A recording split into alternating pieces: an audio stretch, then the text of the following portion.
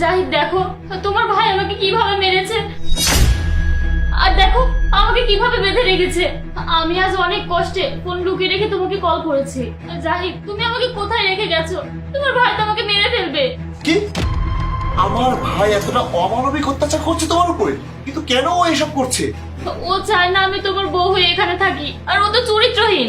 আমাকে ঘরে বন্দি করে রেখে এক একদিন এক একটা মেয়ে নিয়ে আসে বাসায়। আমি এসবের প্রতিবাদ করি বলেই ও আমাকে এই বাড়ি থেকে তাড়িয়ে দিতে চায়। তুমি তাড়াতাড়ি কোনো একটা ব্যবস্থা করো, নয়তো আমি এই বাড়ি থেকে চলে যাব। আচ্ছা তুমি চিন্তা করো না, আমি খুব তাড়াতাড়ি বাসায় চলে আসছি। আমি এসে ওকে বাসা থেকে বের করে দেব। তুমি তাড়াতাড়ি ওকে এই বাড়ি থেকে বের করে দাও। ঠিক আছে, আমি আসছি।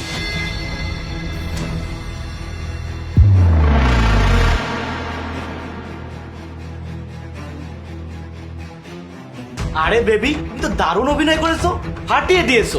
এখন আর তোমার দেবরকে নিয়ে আমাদের কোনো সমস্যা হবে না।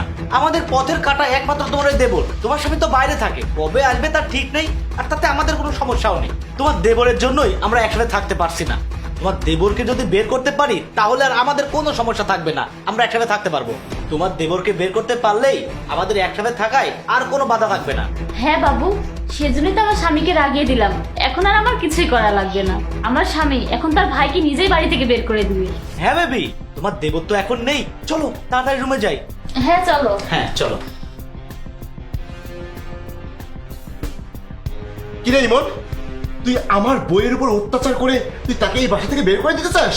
আর তুই এত চরিত্রহীন যে বাসায় মেয়ে এসে ফুর্তি করিস।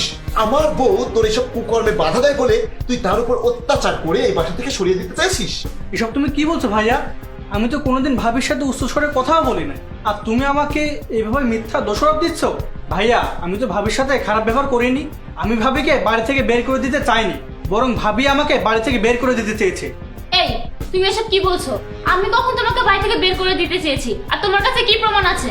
বরং আমি তোমার ভাইকে দেখিয়েছি তুমি কিভাবে আমার উপর অত্যাচার করো। হ্যাঁ ভাবি, প্রমাণ তো আছে আমার কাছে। তুমি যেটা ভাইয়াকে দেখিয়েছো সেটা আমার কাছেও আছে। এই যে দেখো ভাইয়া।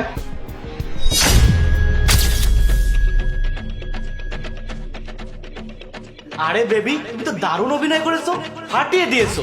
তোমার দেবরকে বের করতে পারলেই আমাদের একসাথে থাকায় আর কোনো বাধা থাকবে না। হ্যাঁ বাবু, সেজন্যই তো আমার স্বামীকে রাগিয়ে দিলাম। আমার স্বামী এখন তার ভাইকে নিজেই বাড়ি থেকে বের করে দিবে। ভাইয়া, আমি বুঝতে পেরেছিলাম ভাবি এমন কিছু করতে চলেছে, তাই আমি আমার ফোনে ভিডিও চালু করে বাইরে চলে গিয়েছিলাম। ছি ছি ছি ছি অপু, তুমি এইসব নোংরামি করছো আমার অগোচরে, তাহলে এইসব করছো? আর আমার ভাই তোমাদের পথের কাটা হয়েছে, তাই তুমি এইসব নাটক করে আমার ভাইকে বাড়ি থেকে বের করে দিতে চাও? বাহ অপু বাহ, তুমি তো সেই লেভেলের অভিনেত্রী।